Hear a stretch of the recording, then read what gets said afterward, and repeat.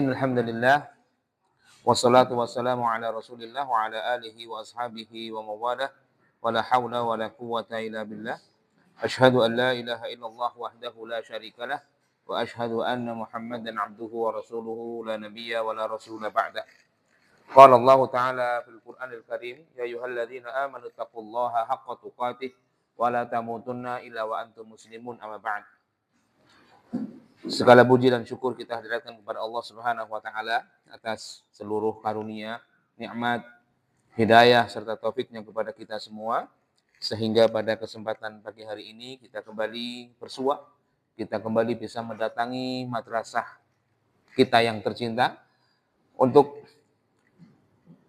berusaha memperdalam, mempelajari ilmu agama, dan mudah-mudahan apa yang kita usahakan ini Allah memberikan ridho dan juga balasan berupa pahala yang berlipat ganda untuk kita semuanya. Amin ya rabbal alamin. Salawat dan juga salam kita haturkan kepada junjungan kita, suri tauladan kita, Nabi besar Muhammad sallallahu alaihi wasallam, dan juga kepada seluruh keluarganya, sahabatnya dan seluruh umatnya yang senantiasa berusaha untuk mengikutinya dengan baik dan benar hingga akhir zaman nanti. Para santriwan dan santriwati yang semoga dirahmati Allah. Sebelum kita mulai pelajaran kita, ya, kami absen terlebih dahulu. Mohon nama yang kami panggil untuk bisa menyampaikan kehadirannya. Bapak Agus Santoso, Ibu Ambar Hadiati, Ibu Andi Endang, Ibu Bekti Rianti, belum. Ibu Dwi Yuliarti,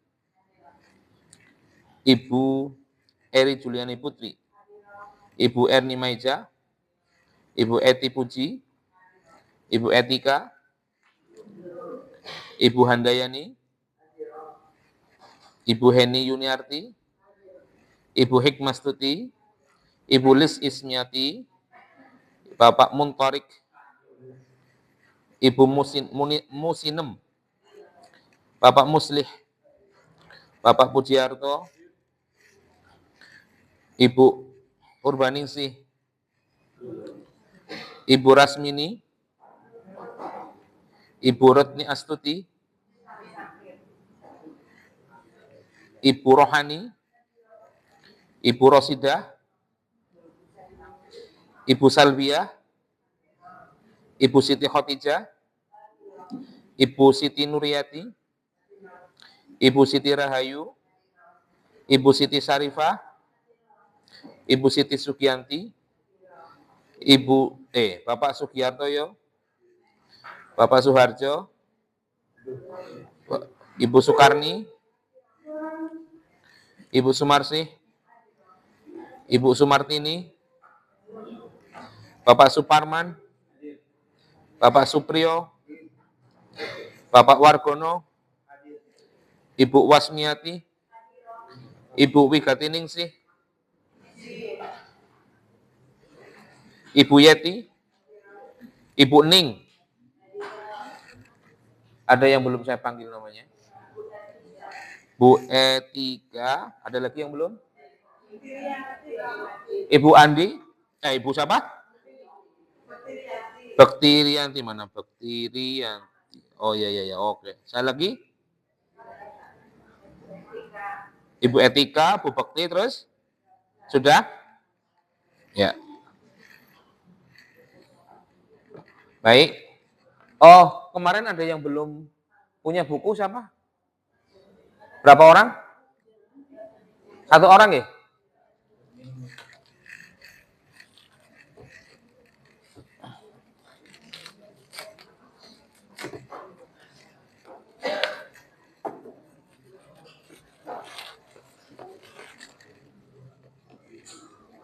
Monggo silakan Ibu. Diterima silakan, mudah-mudahan bermanfaat. Siapa? Ya nanti. Ibu Rasmini ini juga termasuk jarang berangkat. Nggih. Kenapa? Kami sedang menyeleksi juga. Ini ada beberapa santri yang memang agak sering tidak berangkat. Kita akan coba komunikasikan tentang komitmennya di madrasah, apakah masih berkomitmen apa tidak, ya. Kalau seandainya ada kesulitannya apa, atau ada hal yang perlu dikomunikasikan itu apa, ya. Kita akan coba nanti komunikasikan. Ada beberapa yang kita catat. Ada beberapa yang kita catat yang memang akan kita tanyakan terkait dengan kesediaan mengikuti pelajaran di madrasah lansia. Atau ada kesulitan, atau ada waktu yang belum bisa dikondisikan gitu ya. Monggo silakan. Ya. Kenapa Ibu, Bapak sekalian, di awal dulu ya, ini yang selain baru masuk ya, yang dulu ketika pendaftaran itu kita sampaikan memang komitmen ikut di madrasah, karena madrasah ini kita sedang upayakan tercantum di Kemenag. Jadi nanti resmi ini madrasah alias sekolah, bukan pengajian. Ingat ya, kita itu bukan pengajian, tapi sekolah. Sekolah agama, tapi untuk yang tidak muda lagi ya gitulah. Ya, tidak muda lagi gitu. Ya. Dan nanti kemungkinan ini akan menjadi apa namanya? Program resmi dari Kemenag. Ya. Kita sedang siapkan kurikulumnya ya. Panjenengan ini insya Allah akan kita terapkan kurikulum yang sedang kita susun ya. Jadi nanti insya Allah panjenengan lulus pun akan kita ada ijazahnya. Akan kita berikan ijazah. Ijazah itu udah daftar kerja utuh. Ijazah itu untuk paling tidak panjenengan sudah lulus belajar buku ini dan buku tauhid. Untuk apa? Paling tidak panjenengan ketika nanti di rumah ingin membuat hal yang sama, mungkin berbagi ilmu dengan yang lain, itu kan sudah ada dasarnya. Ya, maka kami harapkan kalau untuk Selasa, Rabu, Kamis, usahakan kalau ada waktu yang bisa dibagi antara kepentingan dengan belajar, usahakan tetap belajar. Tapi kalau memang kepentingannya tidak bisa digeser lagi, misalnya sakit, berobat, dan segala macam, yaitu memang tidak masalah. Nanti ada video yang nanti bisa dilihat di rumah. Tapi kami mohon untuk bisa mengkondisikan waktu supaya di hari-hari aktif belajar tetap berangkat ya, tetap berangkat mengikuti pelajaran. Karena beda rasa nanti. Kalau panjenengan lihat di YouTube dengan panjenengan ikut pelajaran langsung itu beda rasa. Ya. Dan kami harapkan sekali lagi komitmen dan keseriusan dan keistiqomahan untuk tetap berangkat mengikuti pelajaran di Madrasah Lansia Al-Barokah. Madrasah itu adalah bahasa Arab dari kata sekolah. Sekolah dan madrasah itu sami mawon. Madrasah bahasa Arabnya, sekolah bahasa Indonesianya. Dan kita sedang upayakan memang kita resmi nanti di Kemenag, ya, kita tercatat resmi di Kemenag. Kita sedang upayakan ke sana. Ya, dan ini pun kita sedang mendapatkan atensi dari banyak pihak. Termasuk kami sudah dihubungi dari MUI, kita dihubungi dari beberapa tokoh di Purwokerto, Purbalingga, bahwa mereka itu sangat memberikan apresiasi kepada kita bahwa ternyata ada orang yang membuka peluang untuk para orang-orang dewasa sampai lansia untuk tetap berusaha belajar ilmu agama, ya. Enggak. Ya, karena memang dari sisi target ini belum banyak yang berpikir sampai ke sana. Mungkin ada pengajian. Kalau pengajian kan sifatnya kober mangkat, orang mangkat. Kalau sekolah sebetulnya punya sistem tersendiri, punya aturan sendiri yang sebaiknya berangkat. Kecuali ya karena memang itu tadi, kita memberikan banyak udzur, terutama bagi kita yang sudah punya banyak urusan di luar. Nggak kayak anak-anak kan urusannya cuma belajar gitu ya. Orang tua kan Masya Allah, yang nyari duit, ya ngurusi anak, ya sakit, ya ngurusi bayi tua, ya semuanya. Tapi Tetap kami motivasi agar tetap berusaha menyiapkan waktu berangkat. Adapun ketika memang sudah tidak bisa lagi diigah-iguh, ya, maka silakan menyampaikan izin. Ya, itu ada yang belum saya panggil lagi namanya? Ibu Ipung tadi sudah? Sudah? Ibu Sumartini. Ibu Sumartini, ya. Terus ada lagi? Ibu Salbini. Rasmini. Ya, ada lagi? Udah? Ada lagi? Sudah? Ya. Kita buka pelajaran kita. Ayo. Kita buka bukunya, silahkan. Di halaman berapa terakhir kita? 18. Kita masuk halaman 19 sekarang. Kita pertemuan terakhir untuk pembahasan poin kedua, meneladani sunnah Nabi. Kita kemarin membahas poin kedua, meneladani sunnah Nabi. Hari ini insya Allah pertemuan terakhir kita tentang pembahasan meneladani sunnah Nabi. Kemarin kita sudah sampaikan bahwa sunnah Nabi atau ajaran Nabi Muhammad SAW adalah perkara yang seharusnya didahulukan dalam setiap apapun dalam kehidupan kita. Jangan pernah kalah dengan dunia, jangan pernah kalah oleh apapun terkait dengan ajaran Nabi Muhammad SAW. Karena seorang Muslim harusnya berprinsip demikian, tidak mendahulukan dunia ketimbang ajaran Nabi Muhammad SAW. Ya, kenapa? Karena ajaran Nabi Muhammad SAW inilah yang akan menjadi teman terbaik kita ketika sudah meninggal dunia. Dunia itu tidak akan mendapatkan tempat apapun ketika kita sudah meninggal dunia. Tapi ketika kita berusaha menjalankan ajaran Nabi Muhammad SAW, ya, itulah yang akan menemani kita di alam barzah, yang akan menemani kita nanti ketika kita sudah meninggal dunia. Ya, maka jadikan ajaran Nabi Muhammad SAW sebagai prinsip hidup, sebagai prinsip hidup. Karena siapapun yang mengaku cinta Nabi Muhammad SAW harusnya dia punya prinsip mengikuti ajaran Nabi Muhammad SAW. Saya tanya, cinta itu butuh bukti apa enggak? Hah? Saya tahu. Cinta itu butuh bukti bahwa kita cinta. Misalnya seorang wanita dicintai oleh laki-laki. Apakah si wanita ini butuh bukti dari si laki-laki ini bahwa dia mencintai itu enggak? Apa contohnya buktinya itu? Melamar, menikahi, ya kan? Kalau suami istri ya paling tidak menafkahi, membimbing, menyenangkan hati dan segala macam. Termasuk ketika cinta Rasulullah. Itu juga harus menghadirkan bukti.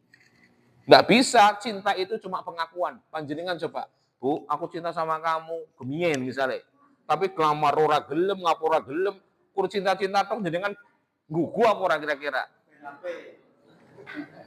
Ya, nggak akan percaya. Ya, karena itu sebatas pengakuan tanpa bukti. Termasuk cinta Rasulullah. Kira-kira semua orang Islam kalau ditanya, cinta Rasul nggak? Cinta. Tapi apa buktinya? Nah, kan gitu ya. Maka di antara bukti yang disampaikan oleh para ulama, cinta Rasulullah SAW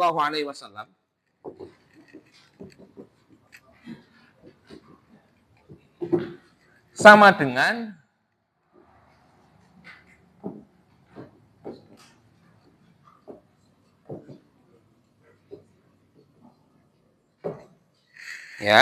cinta Rasulullah SAW itu sama dengan mengikuti ajaran Rasulullah.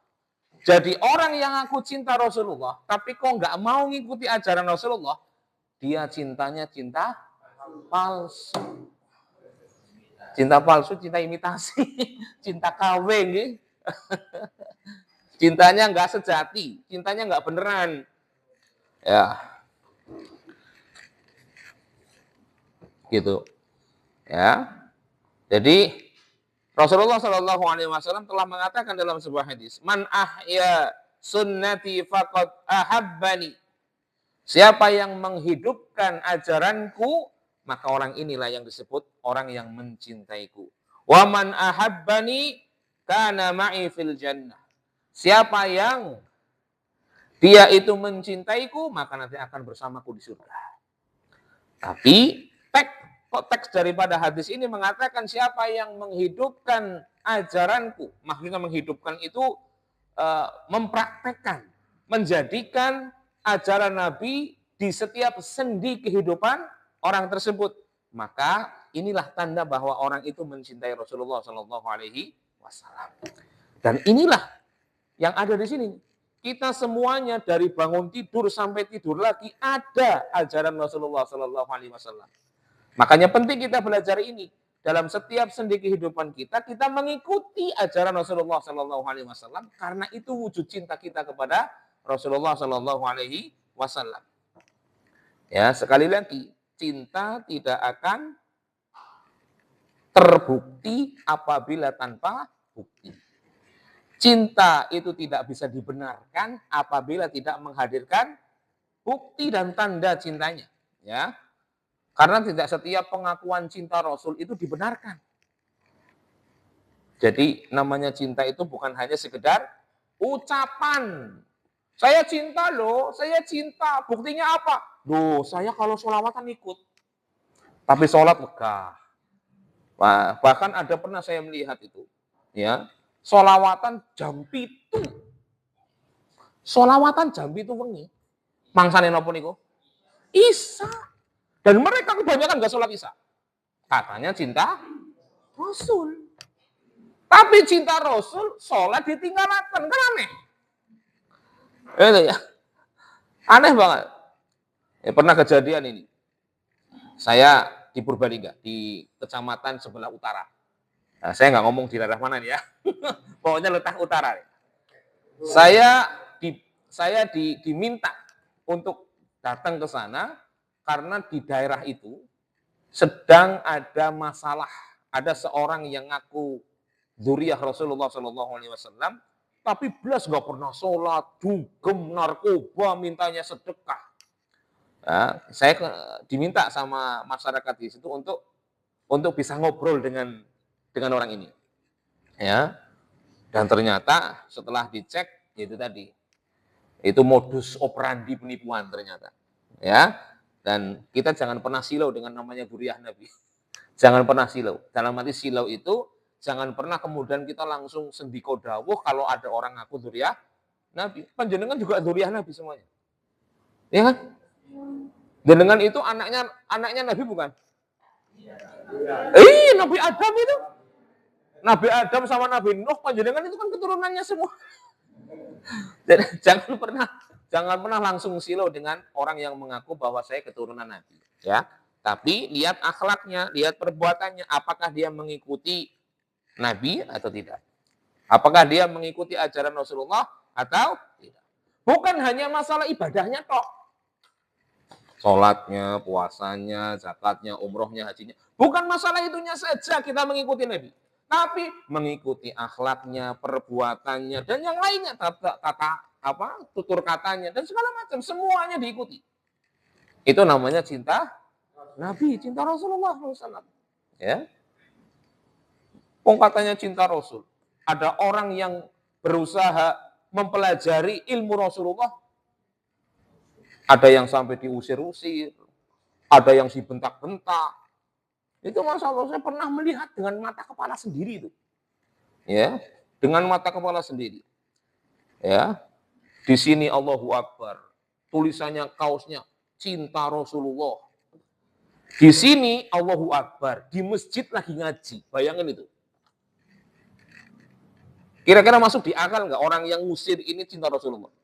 Nggak masuk di akal itu.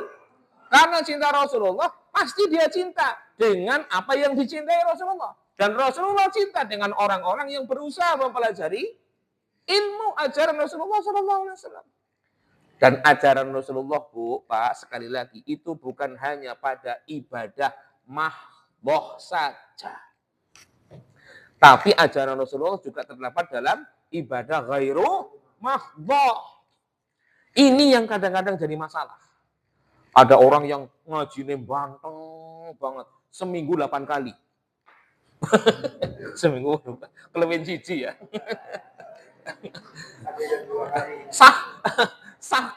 Saking seringnya ngaji gitu maksudnya. Tapi ternyata ucapannya, Masya Allah, setitik, makanya celemut ngati. Ada orang begitu. Ada yang dia rajin ngaji, pakaiannya syar'i, tapi takonan beora. Ya, takonan, ngetes takonan. Dia sumeh, dia mboten gitu loh. Serawung karo wong liya ya ora. Diem, ketemu diem, salaman beora. Meringis ya ora, takon ya ora. Ada yang begitu. Karena menganggap ajaran Rasul itu hanya terdapat pada ibadah makhluk. Rasul itu mengajarkan ajarannya bukan hanya pada ibadah tertentu saja. Sikapnya, perbuatannya, senyumnya, dan macam-macam. Ya, termasuk ketika menasehati dengan kasih sayang, itu juga ajaran Rasulullah. Ada orang sekarang nasihati itu maksa. Melu nyong, orang melu, neraka kok. Nah, itu hati-hati tuh. Hati-hati. Yang namanya menasehati itu harus penuh dengan kasih sayang. Itulah ajaran Rasul. Ucapannya enak didengar, orangnya lekiti, ya mengajak, bukan memaksa. Itu harusnya. Termasuk kita kepada anak-anak kita. Kalau kita nasihati ke anak-anak kita, boleh nggak maksa? Boleh nggak maksa? Manusia orang tua, orang manusia dulu, jangan. Penuh kasih sayang, dilembutkan hatinya, dikasih paham anaknya. Gitu. Ya, ajaran Rasulullah itu dalam banyak hal. Ya. Jadi di dalam firman Allah dalam surat Al-Imran ayat ke-31, halaman 19. Allah mengatakan, "Qul in kuntum tuhibbunallah fattabi'uni yuhibbukumullah." Kalau ya kalian benar-benar mencintai Allah, fattabi'uni, ikutilah Nabi Muhammad sallallahu alaihi wasallam. Yuhibbukumullah. Dengan kita mengikuti Rasulullah, ajaran Rasulullah dalam setiap bentuk ibadah, mahdoh maupun ghairu mahdoh, yuhibbukumullah. Allah itu yang nanti akan memberikan cintanya kepada kita. Allah itu akan cinta kepada kita. Wa yaghfir lakum dzunubakum. Allah akan ampuni segala dosa-dosa kita. Wallahu ghafurur rahim. Allah yang Maha Pengampun lagi Maha Penyayang. Bayangkan itu. Ya. Jadi salah password untuk kita dicintai oleh Allah, kita fattabi'uni, ikuti ajaran Rasul. Mau nggak mau tuh. Berpakaian kita ikuti cara Rasulullah. Sudah kita bayangkan. Dari mulai bangun tidur, ikuti cara Rasulullah bangun tidur. Ketika kita akan ke kamar mandi, ikuti cara Rasulullah ke kamar mandi. Keluar kamar mandi, kita ikuti cara Rasulullah keluar kamar mandi. Mau makan, kita ikuti caranya Rasulullah makan. Selesai makan nih, kita ikuti cara Rasulullah selesai makan. Begitu maksudnya. Jadi kehidupan kita, rule-nya semuanya ngikuti rule-nya Rasulullah Shallallahu Alaihi Wasallam. Aturannya semuanya ngikuti aturan Rasulullah, bukan aturan wudele kita. Mau aku pengen kayak gini ngomong apa? Mau aku kepengen kan dus niki kepripun? Kan karena pakai dewek. Apakah pakai dewek? Tangan-tangannya dewek? Ada nggak orang yang bilang begitu? Hah? Ada. Ada, kadang orang diberikan nasihat, jawabannya karena perlu dewek. Ya kan? Duit-duitnya dewek, utak-utaknya dewek, mobil-mobilnya dewek, gitu. Padahal, Allah Subhanahu wa Ta'ala sudah weling kepada kita. Kalau kamu ngaku cinta sama Allah, ngaku cinta sama Rasul, ya ikuti Rasulullah SAW. Jangan ikuti tetangganya, jangan ikuti gurunya, nggak boleh. Ikuti Rasulullah. Kalau gurunya menyalahi aturan Rasulullah, jangan ikuti. Itu masalahnya. Ya, jangan taklid sama manusia, karena manusia itu makhluk yang penuh Jangan taklid. Yo, jangan taklid. Tapi ikuti ajaran Rasulullah Shallallahu Alaihi Wasallam. Ya, maka perlu kita pahami, ya, bahwasanya penting sekali memperhatikan kesungguhan mengajarkan amalan atau ajaran-ajaran Rasulullah Shallallahu Alaihi Wasallam. Tidak fokus hanya pada ibadah-ibadah tertentu saja, tapi juga mengikuti dalam setiap tatanan kehidupan Rasulullah Shallallahu Alaihi Wasallam. Coba kita bawa ke dalam tatanan kehidupan kita, ya. Karena nanti Pak, Rasulullah itu akan menunggu umatnya di mana? Rasulullah nanti di akhirat akan menunggu umatnya di mana? Telaga Al-Kautsar. Telaga Rasulullah Shallallahu Alaihi Wasallam. Nanti semua orang ngaku umatnya Rasulullah, ngaku cinta sama Rasulullah demi ingin minum di telaga Rasulullah. Ya, jadi telaga Rasulullah itu sebagian besar ulama mengatakan itu ada setelah padang mahsyar. Padang mahsyar itu semua dikumpulkan manusia, ya. Kemudian ketika di padang mahsyar matahari semakin deket sampai 1 mil jaraknya, ya. 1 mil ini ada mengatakan 1 jengkal, 1 hasta, maaf, ya. Ada yang mengatakan 1,5 kilo. Sing jelas matahari tambah perak, nah gitu. Akhirnya semua manusia merasa kehausan, saking panasnya. Saking kehausannya itu, dia mencari air. Adalah telaga. Adanya telaga. Semua nabi itu punya telaga, termasuk Rasulullah. Tapi telaga Rasulullah paling gede, paling indah, paling luas, paling enak. Dan ada umat Rasulullah yang semuanya ngaku, Rasulullah saya umatmu, aku cinta kepadamu. Tapi orang kabeh diakuni. Tidak semuanya diakui sama Rasulullah, kamu itu umat saya, enggak. Hanya sebagian saja yang akan Rasulullah akui bahwa dia umat. Ada orang-orang yang dia ngaku cinta Rasul, umat Rasul, tapi tidak diakui. Kenapa? Karena merubah ajaran Rasulullah. Karena nggak mau ikuti ajaran Rasulullah. Ya. Dan hanya orang-orang yang diakui Rasulullah sebagai umatnya yang bisa minum air dari telaga Rasul. Kalau orang sudah minum dari telaga Rasulullah, hausnya akan hilang selama-lamanya. Padahal ketika di padang mahsyar itu hausnya sangat haus. Dia minum di telaga Rasulullah, hausnya menjadi hilang. Baru sampai kemudian perjalanan menuju Sirat. Nah, disitulah diseleksi. Mana yang akan masuk surga langsung, mana yang harus mampir dulu ke neraka. Ya, gitu ya. Itu nanti. Jadi cinta Rasul itu bukan pengakuan tok, sekali lagi. Bukan hanya pengakuan saja bahwa saya cinta Rasul, tapi harus pembuktian. Karena nanti Rasul juga akan bisa membuktikan ini orang umat yang mencintai Rasul dengan benar atau tidak. Salah satu tanda yang akan bisa membedakan mana umat Rasulullah yang benar dan yang tidak, itu adalah tanda putih. Tanda putih dari sinar yang keluar dari wajahnya. Ya. Di antaranya karena bekas wudu. Maka ayo kami mengajak kepada diri saya, panjenengan semuanya, ayo jadikan sunnah Rasul ini panduan hidup kita. Jadi panjenengan mau ngapain aja, itu ada panduannya, Bu.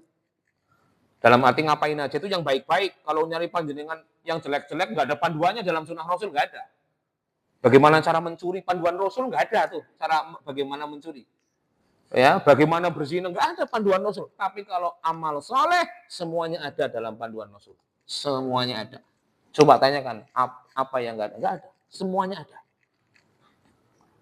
Apa yang kita inginkan dari kebaikan, semuanya ada panduannya. Bahkan nyun sewu, masalah cebok saja ada. Panduannya ada, bayangin itu.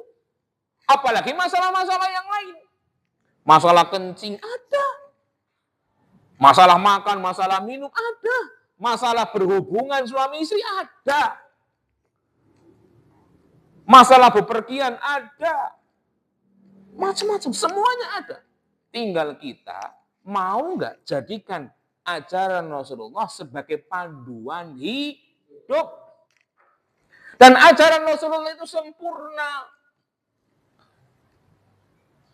Ajaran Rasulullah itu sudah sempurna, nggak ada kurangnya sudah. Sebagaimana yang Allah katakan dalam surat Al-Maidah ayat ketiga. Apa? Al-yauma akmaltu lakum dinakum wa atmamtu alaikum ni'mati wa raditu alaikum lakum Islamad-din. Hari ini telah aku sempurnakan agama kalian. Jadi ajaran Rasulullah selesai sudah. Ketika ayat itu turun menjelang wafatnya Rasulullah, sudah tidak ada kurangnya ajaran Islam, Pak Bu.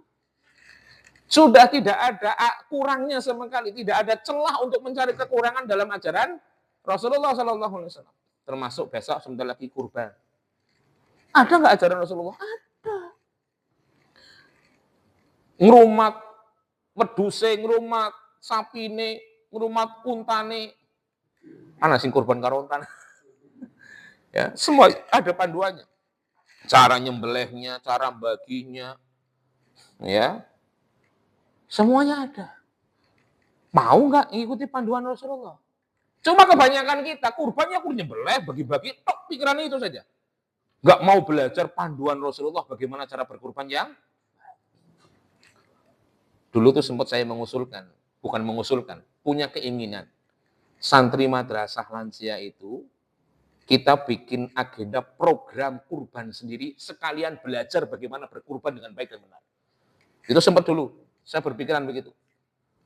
Tapi khawatir memberatkan. Saya kepikiran dulu, bapak-bapaknya terutama, yang akan menjadi mentor nanti di kampungnya masing-masing, tahu bagaimana dari awal pemilihan hewannya, bagaimana nanti setelah selesai pemotongannya, bagaimana pembagiannya, semua itu ada syariatnya. Ya, bahkan saya ada tulisannya. Saya pernah bikin tulisan itu dan kajian untuk terkait tulisan itu ada 5-6 pertemuan. Dengan durasi per pertemuan itu 2 jam. Tapi kalau praktek teorinya nggak akan kerasa. Kalau sekalian praktek misal, kayak pemilihan hewan misalnya. Saya ikut, sekalian ngomong, sekalian praktek. Itu nggak kerasa tuh teorinya bisa 2 jam itu nggak kerasa.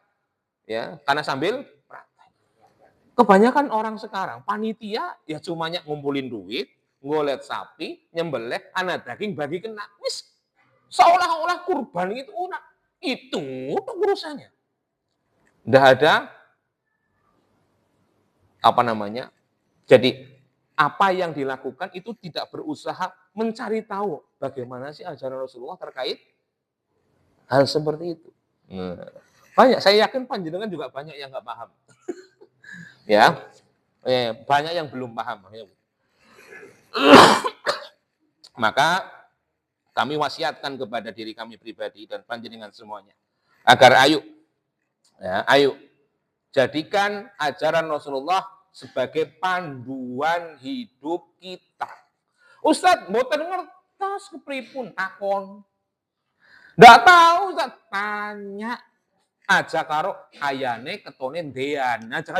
Ajaran Rasul itu enggak berdasarkan itu. Kayane lah main kayak kiye, ndean lah, ndean. Tanya ingkun fasalu ahla dzikri in kuntum la ta'lamun. Tanya. Ya, termasuk bagaimana seorang istri di depan suami, ajaran Rasulullah ada enggak? Ada. Bagaimana suami sikapnya kepada istri, ajaran Rasulullah ada enggak? Ada.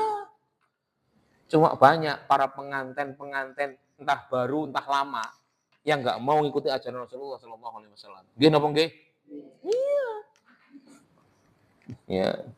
Dianggap sudah dewasa itu adalah standar bisa menikah. Enggak, ilmu. Gitu.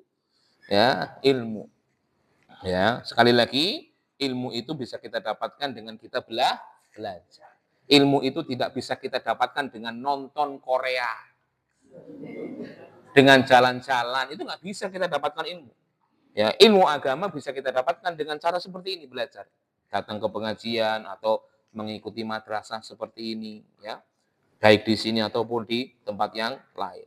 Ya, maka sejatinya, Pak, Bu, kalau seandainya kita semakin menjaga ajaran Rasulullah dalam kehidupan kita, maka kita akan dijauhkan dari ajaran-ajaran aneh. Ajaran-ajaran selain ajaran Rasulullah Shallallahu Alaihi Wasallam. Tapi kalau semakin kita menjauhkan diri dari ajaran Rasulullah dalam kehidupan kita, kita akan semakin sering melakukan ajaran-ajaran aneh, ajaran-ajaran yang tidak ada dalam ajaran Rasulullah Shallallahu Alaihi Wasallam. Itu, ya. Dan ini semakin banyak yang terjadi dalam kehidupan kita. Saya contoh nih, saya kasih contoh. Kalau orang meninggal, tetangga kita, saudara kita, ya, di antara sunnah Rasulullah Shallallahu Alaihi Wasallam yang seharusnya dikerjakan, yang sebaiknya dikerjakan oleh para tetangganya yang masih hidup itu apa? Itu kewajiban. Selain itu, setelah dikuburkan selesai, yang sering dilupakan oleh banyak kaum muslimin apa? Memberikan makanan. Angger bagi waris sih ora bakal kelalen gue.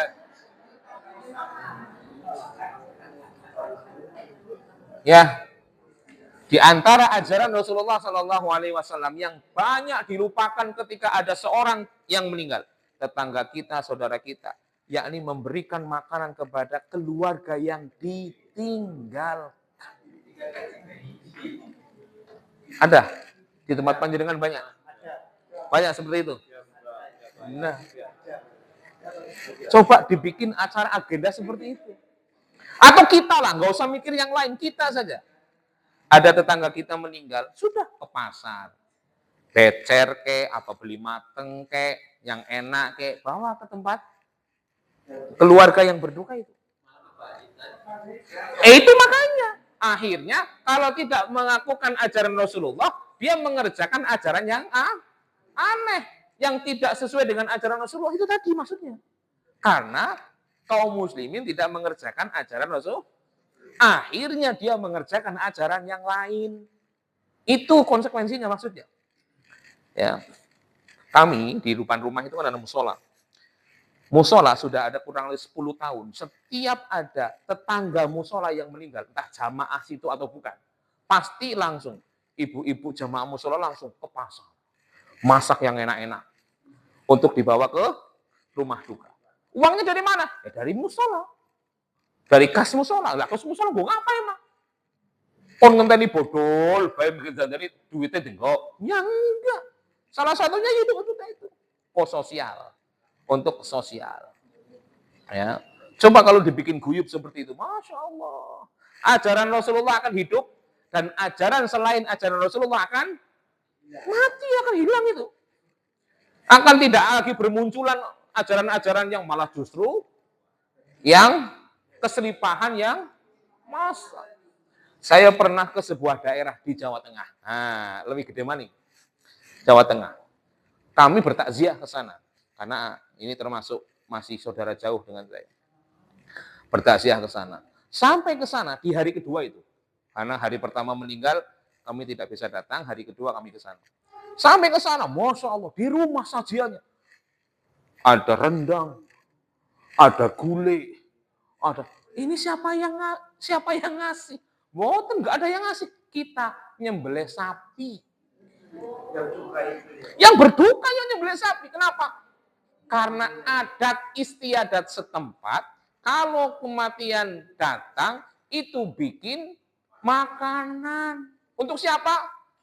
Untuk yang layat, kayak barang gawe. Itu ada di sebagian tempat, itu ada, Bu, Pak.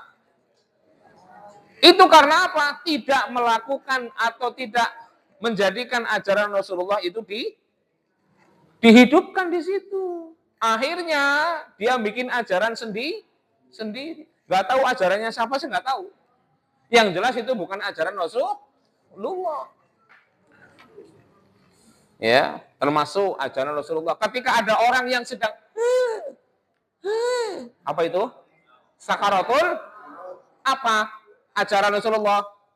Talqin. Pernah saya datang diundang itu.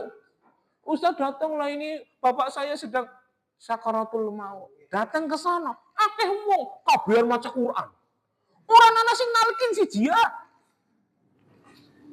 Karena dia tidak menerapkan ajaran Rasulullah, akhirnya pakai ajarannya Bu Sapa. Kebanyakan orang di situ ada, tapi semuanya baca Quran. Tidak ada yang mentalkin. Ya Allah, ya Rabbi. Ini konsekuensinya. Ya, konsekuensinya. Termasuk ajaran Rasulullah SAW yang sudah sering ditinggalkan, semakin banyak ditinggalkan oleh kaum muslimin. Kebanyakan kaum muslimin. Ajaran sholat tahiyatul masjid ketika masuk masjid atau musola. Kebanyakan sekarang mlebu jago ngeliat pojokan, ngeliat tembok, ngeliat. Iya enggak? Sebagian besar kaum muslimin enggak usah sapa-sapaan, enggak usah. Sebagian besar kaum muslimin masuk masjid, masuk musola, perempuan laki-laki, tahiyatul masjid enggak? Bot, anak pengajian ya jagroban. Ya kan? Pokoknya setiap masuk masjid, masuk musola, enggak kepikiran tuh tamanya tahiyatul masjid. Ya, gini apa nggih? Nah, itu. Akhirnya kalau ajaran Rasulullah namanya tahiyatul masjid tidak kemudian dirawat, dihidupkan, hilang lama-lama. Akan muncul ajaran-ajaran selain ajaran Rasulullah. Ketika sakit, coba saya tanya nih, yang wajib dilaksanakan ketika sakit apa? Ayo. Enggak, ketika kita sakit, yang wajib itu apa? Kalau seandainya kita dalam kondisi sakit, yang seharusnya yang wajib kita lakukan adalah apa? Hah? Panjenengan pernah sakit nggak? Panjenengan pernah sakit? Apa yang wajib panjenengan lakukan ketika sakit?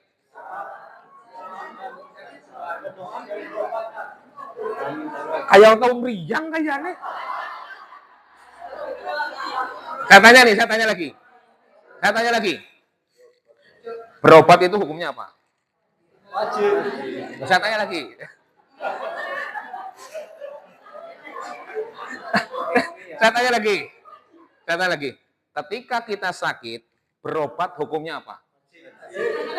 Hah? Ayo. Gimana aneh yang menang? Kalau kita sakit, berobat hukumnya apa?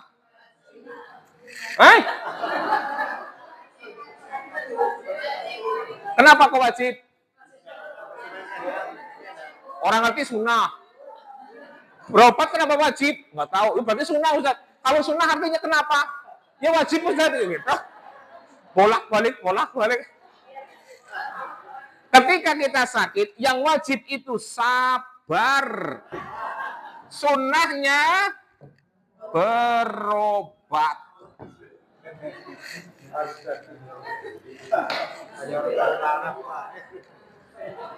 Tapi kebanyakan orang ajaran Rasulullah yang wajib ketika sakit nggak digunakan. Yang langsung digunakan ini. Bahkan ada sebagian kaum muslim percaya, meyakini bahwa berobat ini wajib. Gini apa enggak? Iya. Berobat itu sunnah. Saya tanya, panjenengan pernah susuben? Pernah. Angger wajib berobat, jenengan kudu berobat ya. Nggih, Mbok? Jenengan pernah wudunen cilik ning kene? Sakit enggak? Kalau seandainya berobat itu wajib, jenengan harus berobat itu. Iya kan? Pusing, sakit enggak? Kalau panjenengan hukum berobat itu wajib, Pusing yang sedikit itu juga harus berobat. Wajib, karena kalau nggak berobat hukumnya, itu konsekuensinya. Ya kan? Selama ini panjenengan itu berpemahaman berobat itu hukumnya apa? Iya, karena mengkaitkan. Kan ikhtiar Ustaz, berusaha. Ikhtiar kan hukumnya wajib lagi gitu. Enggak. Jangan disamakan antara ikhtiar dengan berobat itu tadi. Iya. Yang pertama harus dilakukan, yang wajib dilakukan ketika sakit, sabar. Sabar itu rukunnya berapa? 3. Udah dikasih tombol? Oh, belum. Rukun sabar itu 3. Pertama apa? Ayo, ridho, nerima atas keputusan Allah membuat kita sakit. Nerima, ridho. Yang kedua, jaga lisan. Jangan gampang curhat ke orang lain. Jangan apa-apa titik-titik wadul maring wong liya. Tanpa manfaat. Kalau wadul curhat yang ada manfaatnya, contoh ke suami. Pak lah nyong sirai pumet banget, ini ngorate yang gawe jangan bening yang esuk maning, misalnya. Kan ada manfaatnya, nggak bisa memberikan servis kepada suaminya. Itu boleh. Tapi maring media sosial. Aduh, hari ini aku pusing sekali. Apa manfaatnya? Itu yang kedua. Yang ketiga apa? Jangan jadikan anggota tubuh ini untuk melampiaskan ketidaksukaan kita dengan takdir Allah itu tadi. Baik untuk menyakiti diri sendiri atau menyakiti orang lain. Dengan sakit sikile pegel dikeplok-keplok. Nek orang ngepluk apa kedawak ngepluk bojone. Enggak boleh. Kalau orang yang sabar jangan gunakan anggota tubuhnya untuk menyakiti diri sendiri dan orang lain. Untuk meluapkan rasa ketidaksukaannya dengan ujian sakit yang dia sedang derita. Sudah? 3 rukun sabar? Sudah ya? Nah, ulangi. Yang pertama, ridho dan menerima. Ridho dan menerima. Menerima apa? Semua takdir Allah terkait sakit itu. Menerima. Ujiannya kan nggak cuma sakit. Ya, apapun. Ditinggal meninggal, kayak hilang duitnya, kayak apa saja ujiannya. Yang kalau kita sabar, kita nerima dulu. Ridho dulu dengan takdir tersebut. Yang kedua, jaga lisan. Untuk tidak gampang curhat. Gampang, apalagi menyebarkan kepada orang lain. Gampang ngomong ke orang lain. Tuh. Yang ketiga apa? Jangan jadikan anggota tubuh untuk meluapkan rasa ketidaksukaannya dengan takdir Allah itu tadi. Ya. Baik kepada diri sendiri maupun kepada orang lain.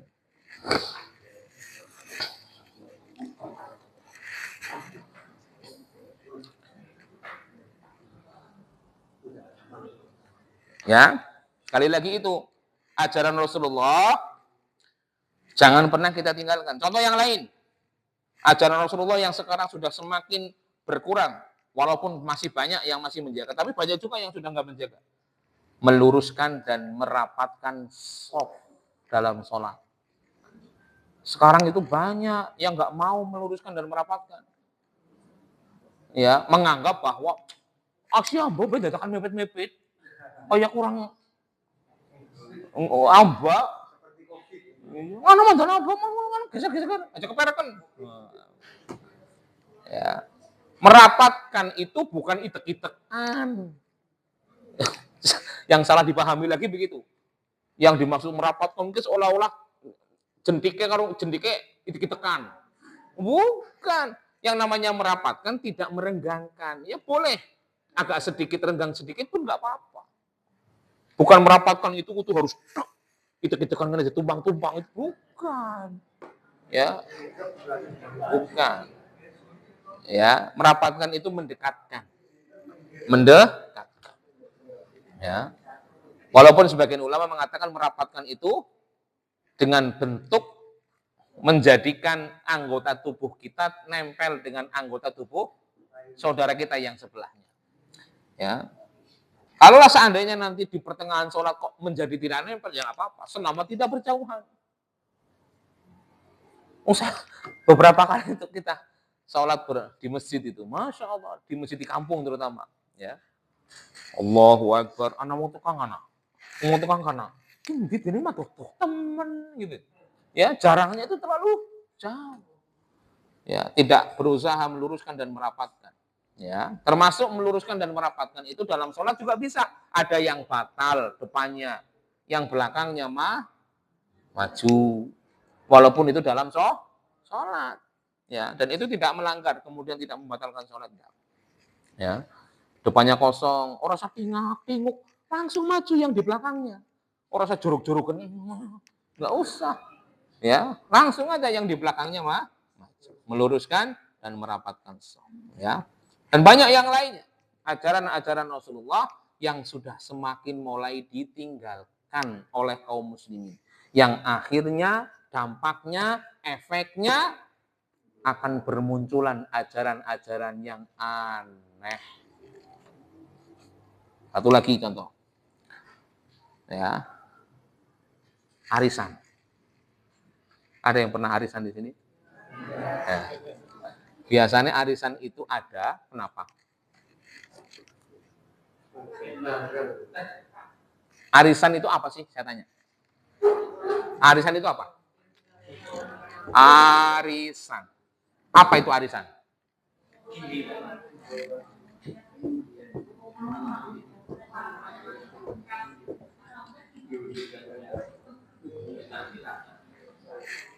Arisan itu sama dengan hutang piutang. Nggih napa nggih? Mbok mu giliran rok. Siji sing sikit dikocok metu sapa, kowe sing diutangi siji nomor pertama. Ngono nomor loro sapa sing metu kowe diutangi nomor loro. Siapa sing ngutangi? Kanca-kancane sing pada melu arisan iku. Iya kan? Hutang piutang ada nggak ajaran Rasulullah? Ada. Di antara ajaran Rasulullah dalam masalah hutang piutang tidak ada penambahan. Tidak boleh membuat untung. Maaf. Tidak boleh menguntungkan yang menghutangi. Nah, ya. Tidak ada penambahan. Yang kedua, tidak menguntungkan.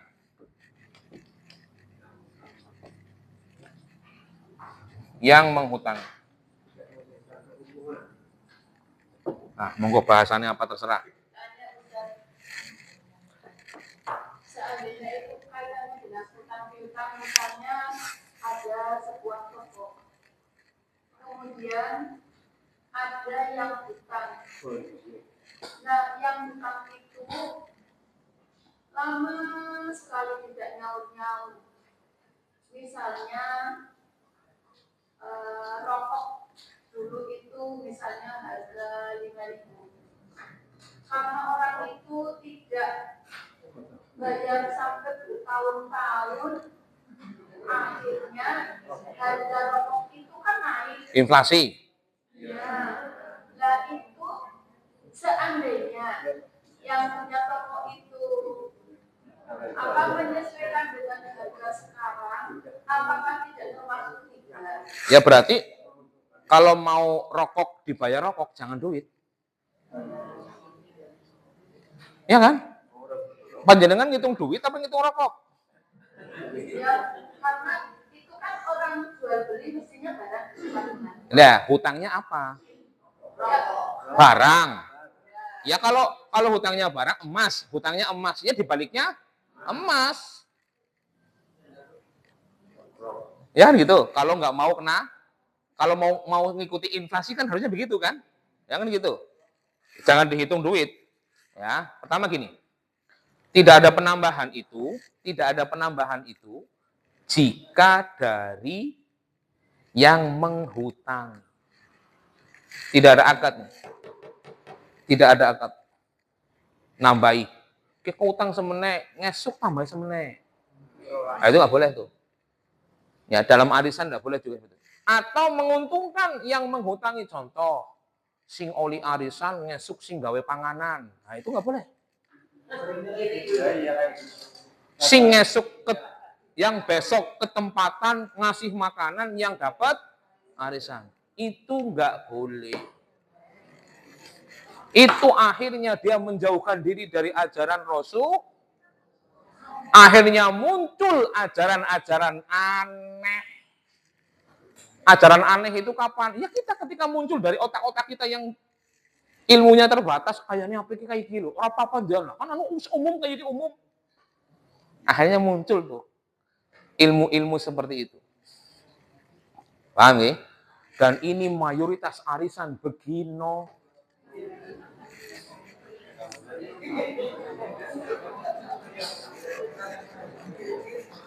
Jane ya, yang saya pernah tanya kepada orang yang sebagai pelaku ini, Ustadz kan ngarang gampang natok. Ya itu karena arisan tidak berdasarkan ajaran Rasul. Akhirnya nyari cara lain selain cara Rasul. Iya kan? Coba, apa alasannya ketika orang yang mendapatkan arisan, dialah yang ketempatan dan ngasih makanan? Apa alasannya?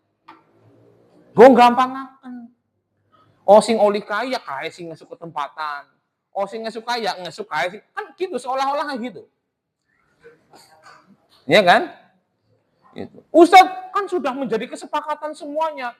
Kayak gitu semuanya rito. Saya tanya, zina memang ada yang nggak rito? Saya tanya, zina itu suka sama suka, ada yang nggak rito? Semuanya rito. Apa kemudian zinanya jadi halal? Kan enggak. Ya kan? Kalau alasannya sama-sama rito. Kadang ini arisan begitu.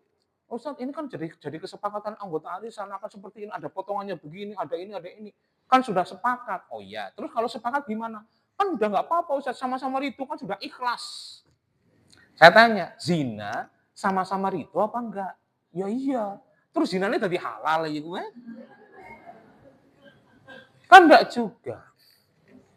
Ya, termasuk jual beli miras, kan semuanya rito. Yang punya uang beli ya rito.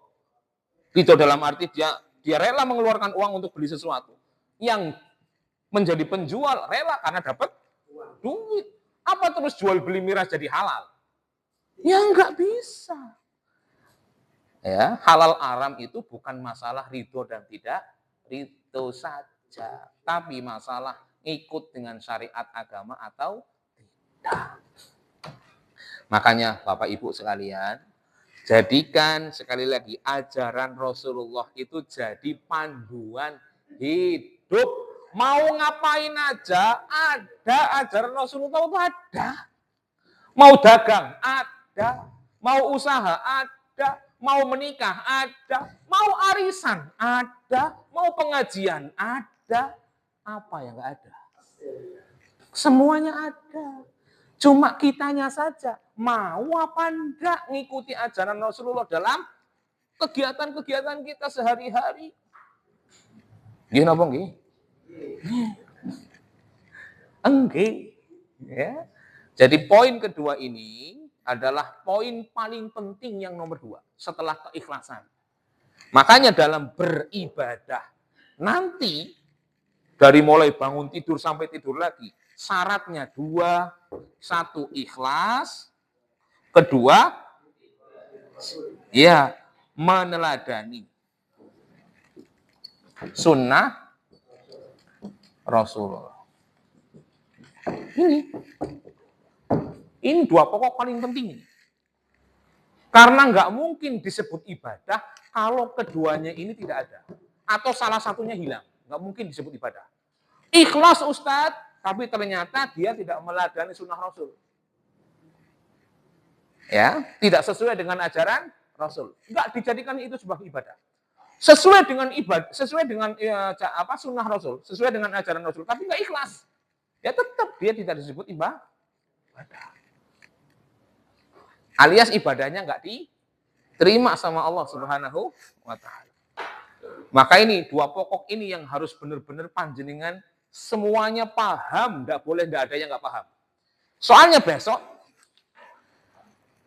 ya, pembahasan poin yang ketiga sudah mulai poin tentang ibadah-ibadah yang akan dikerjakan. Ya. Kalau misalnya ada seorang suami kepingin mempraktekkan itu, istilahnya ingin sunah Nabi, ingin poligami, terus lembung kalau bojone, apa yang dilakukan istri ketika mendengar suaminya ingin berpoligami dan minta izin? Ya. Nah, yang kedua, apakah syarat poligami juga harus meminta izin istri? Ya. Terima kasih. Ya. Saya jawab yang kedua dulu ya. Saya jawab yang kedua dulu. Ya, ini silakan. Dengar. Yang kedua, ya, pertanyaan yang kedua, apakah suami ketika ingin berpoligami harus izin istri? Enggak harus. Tapi bagian dari menciptakan rumah tangga harmonis sebaiknya izin. Saya ulangi lagi ya. Seorang suami berpoligami tidak ada keharusan izin istri. Iya, benar. Tapi kalau menikah dalam rangka cari pahala dan membuat rumah tangga harmonis, sebaiknya ngomong ke istri. Paham? Paham ya? Ya, paham. Yang pertama, itu jawaban dari pertanyaan nomor 2. Ya. Saya melegalkan tanpa izin, bukan. Boleh tanpa izin, tapi konsekuensinya rumah tangganya nggak akan harmonis. Kalau kita pengen rumah tangganya memang sumber pahala, harmonis, sakinah, mawaddah warahmah, nah izin aja. Nah gitu ya. Izin orang izin awas, bukan begitu. Maksudnya dipahamkan, disampaikan dengan baik, gitu, supaya tidak terjadi masalah. Yang kedua, jawaban dari pertanyaan yang pertama. Bagaimana kalau seandainya ada seorang suami yang minta izin berpoligami? Ya, yang ingin berpoligami. Bagaimana istri yang seharusnya dilakukan? Istri bisa melakukan 2 hal. Istri boleh melakukan 2 hal. Pertama. Ya, pertama ini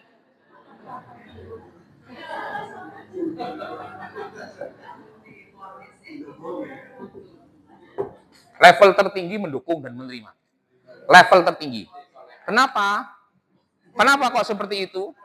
Karena sejatinya berumah tangga mencari pahala. Itu yang pertama. Ya. Cuma masalahnya, bentar, belum selesai nih. Cuma masalahnya banyak laki-laki yang tidak paham poligami. Itu akhirnya yang membuat istri tidak mendukung dan memilih nomor 2. Ini karena kesalahan laki-laki. Terutama orang yang masih mempercandakan poligami. Sampai kapanpun dia tidak akan paham poligami. Saya bisa dipegang ucapan saya. Sampai kapanpun kalau ada laki-laki mempercandakan poligami, sampai kapanpun dia tidak akan paham poligami. Karena poligami adalah ibadah. Tapi kalau ada laki-laki yang suka gelewean dengan poligami, saya pastikan 1.000.000% dia nggak paham tentang poligami. Sudah, saya pastikan. Ya candaan tentang, aduh poligami seneng teman, itu dia nggak paham tentang poligami. Aduh, poligami itu sesuatu yang perlu dibikin tertawa, perlu dibikin sesuatu yang ledek-ledekan. Sejatinya orang yang meledek itu ya tidak paham poligami. Kalau orang yang paham poligami, dia tidak akan bisa bersenyum, tidak akan bisa tersenyum karena begitu beratnya poligami. Ya.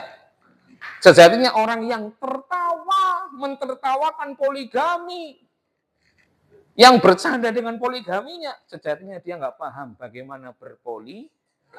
Kalau dia paham bagaimana berpoligami, mungkin raut wajahnya tidak akan sering dia bercanda.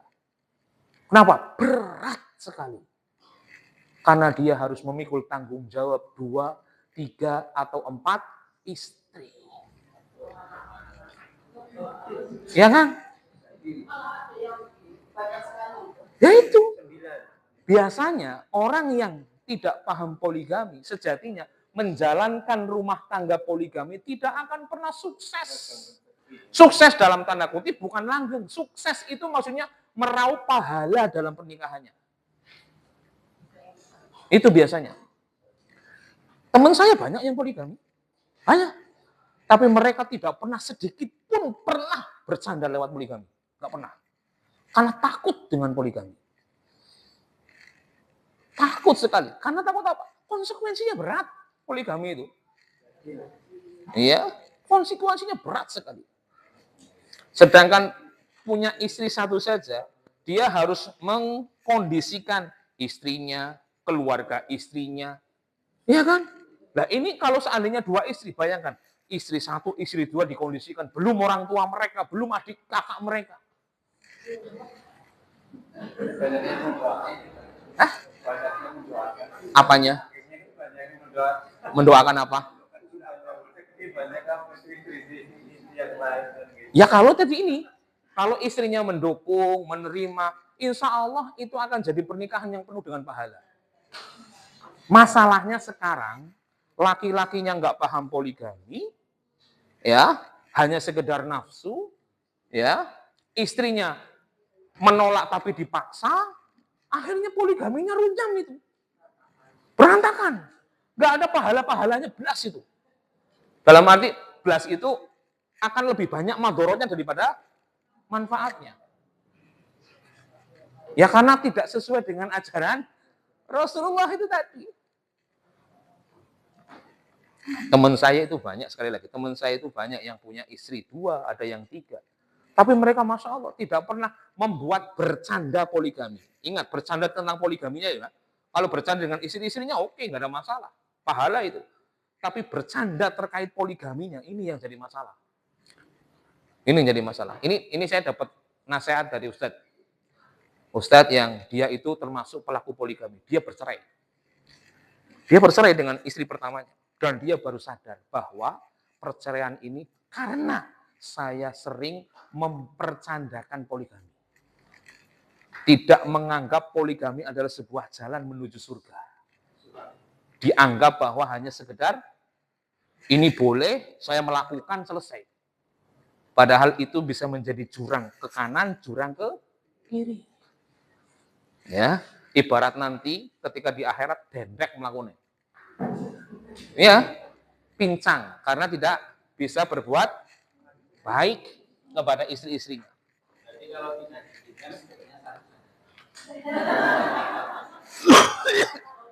Tergantung alasan tidak diizinkannya itu kenapa? Gitu.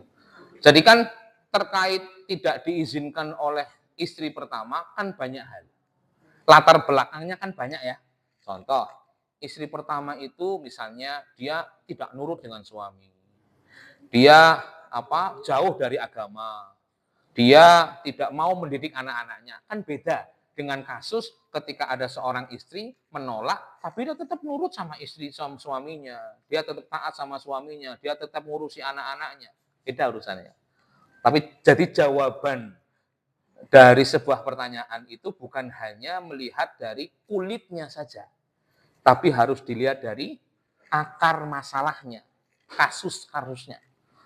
Makanya kalau ada orang tanya sama saya, Ustaz saya mau konsultasi lewat HP, saya nggak mau. Harus ketemu. Kenapa? Karena supaya saya tahu akar masalahnya di mana. Sebabnya apa? Sampai terjadi masalah itu apa? Maka kita perlu tahu, kita runtut masalahnya supaya menjadi tidak berat sebelah. Tuh. Ya, jadi sekali lagi kita sampai menolak poligami dosa besar. Perempuan terutama. Menolak adanya ajaran poligami yang menganggap poligami ini tidak adil, tidak benar, salah dan segala macam. Dosa besar. Kenapa? Karena Allah Subhanahu wa taala telah menghalalkan poligami. Ya. Menghalalkan poligami. Cuma kalau panjenengan kemudian tidak mau dipoligami, itu hak panjenengan, perempuan. Bukan berarti panjenengan benci dengan poligaminya, tapi tidak mau dipoligami. Itu lain, itu hak. Itu hak seorang istri. Bahkan boleh ketika sebelum menikah, bikin perjanjian sama suaminya, sama calon suaminya. Mas, aku gelem dibocor jenengan, tapi aku aja nanti dipoli. Itu boleh. Itu sebagai hak seorang istri. Ya, itu lihat, kita perlu lihat person apa namanya masalah per masalah. Saya punya teman, dia nambah istri. Istri pertamanya awalnya nolak. Kemudian teman saya banyak bicara, sharing dengan saya waktu itu. Walaupun saya juga istrinya satu gitu ya. Tapi paling enggak sharing. Ada masukan apa enggak. Saya sampaikan, gini aja, jadikan istri pertamamu ridho dulu. Baru kamu hilangkan poligami. Minta sama Allah. Kalau memang kamu ikhlas dalam berpoligami cari pahala, nggak mungkin Allah nggak akan bantu. Nggak mungkin. Ya, setelah 2 bulan ada undangan. Saya menikah lagi. Berarti kan sukses. Dan istri pertamanya kita tanya. Alhamdulillah sudah setuju. Ada suratnya, kemudian ada ucapan beliau sudah menyetujui dan segala macam. Kalau intinya kalau sesuatu itu karena Allah Subhanahu wa taala tidak ada jalan menuju kebaikan itu menuju keburukan itu enggak ada. Pasti akan Allah jadikan jalannya menuju kebaikan. Itu pasti. Kadang kita niat di awalnya yang salah. Gini apa nggih? Iya, itu yang jadi masalah. Akhirnya ke belakangnya menjadi masalah. Masalah demi masalah. Ya. Makanya Rasulullah mengatakan itu kan, siapa yang tujuan dalam melakukan sesuatu itu dunia, ya, maka akan Allah cerai-beraikan urusannya. Akan terjadi masalah terus. Kalau tujuannya melakukan sesuatu itu dunia. Tapi kalau tujuannya akhirat, Allah akan berikan solusi dari setiap masalah. Paham? Ya. Ada pertanyaan yang lain? Pak Forman. Silakan Pak Pio. Apa? Ya, kenapa? Oh ya. Ya. Ya.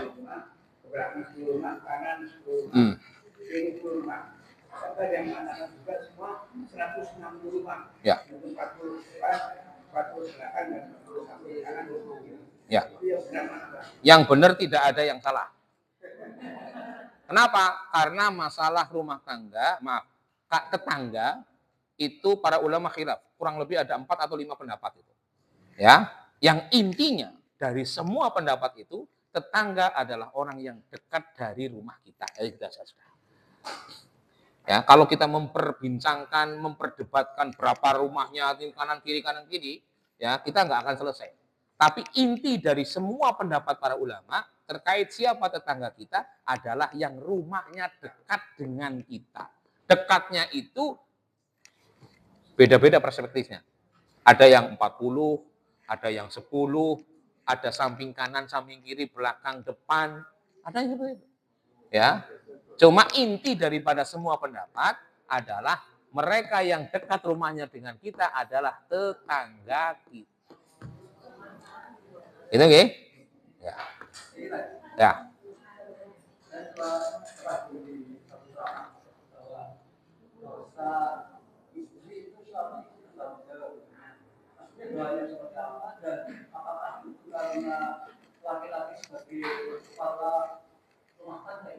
Ya. Ya. Jadi tidak ada orang menanggung dosa orang lain, tidak ada. Tidak ada. Kecuali pertama, ketika orang tua bisa jadi dia menanggung dosa anaknya. Kalau orang tua nggak mau membimbing, mendidik yang baik. Ya. Kalau orang tua sudah membimbing, menasehati, mengajarkan, mendidik dengan baik, anaknya ngeyel, itu dosanya urusan anaknya. Suami yang nggak mau didik, nggak mau bimbing, nggak mau mengajarkan yang baik tentang agama kepada istrinya, itu yang akan menanggung. Tapi kalau suami sudah menasehati, membimbing, mendidik, mengajarkan kebaikan agama, pada istrinya, maka istrinya kok ngeyel baik, maka istrinya yang akan menanggung dosanya sendiri. Jadi tidak ada, sejatinya itu tidak ada orang yang menanggung dosa orang lain. Tidak ada. Ya. Misalnya suami ibu pakai jilbab nutup aurat, lah sumuk, pak aurat sak ngapal. Isi istri tetap dia akan menanggung dosanya sendiri. Suami tidak akan pernah menanggung dosa istri kalau sudah mengingatkan, sudah membimbing, mendidik, mengarahkan yang baik kepada istrinya. Tapi kalau suaminya enggak, nah itu baru dia akan bertanggung jawab atas perbuatan istri. Misal, ya suami nggak pernah negur istrinya buka jilbab, membuka aurat di luar rumah, nggak negur tuh, biasa-biasa saja. Nah, nanti dia akan bertanggung jawab terkait dosa istrinya yang dia membuka aurat di luar rumahnya atau anak perempuannya. Tidak pernah ditegur. Ben lawang anak melas. Kalau seandainya nggak pernah ditegur, nggak pernah dididik yang benar, dosanya akan diarahkan kepada ayahnya, kepada kakak laki-lakinya dan segala macam. Ya, itu. Ya, jadi suami itu berat. Ya, berat sekali. Karena dia harus mengajarkan kepada istrinya bagaimana mendidiknya, bagaimana membimbingnya kepada anak-anaknya juga. Ya, itu. Istri cuma tinggal ikut suaminya. Taat sama suaminya, bakti sama suaminya, jalan masuk surga. Ya. Enak jadi istri. Enak. Cuma banyak yang merasa nggak enak jadi istri. Gitu. Paham? Makanya ada tuh kajian yang temanya jalan tol masuk surga untuk para wanita.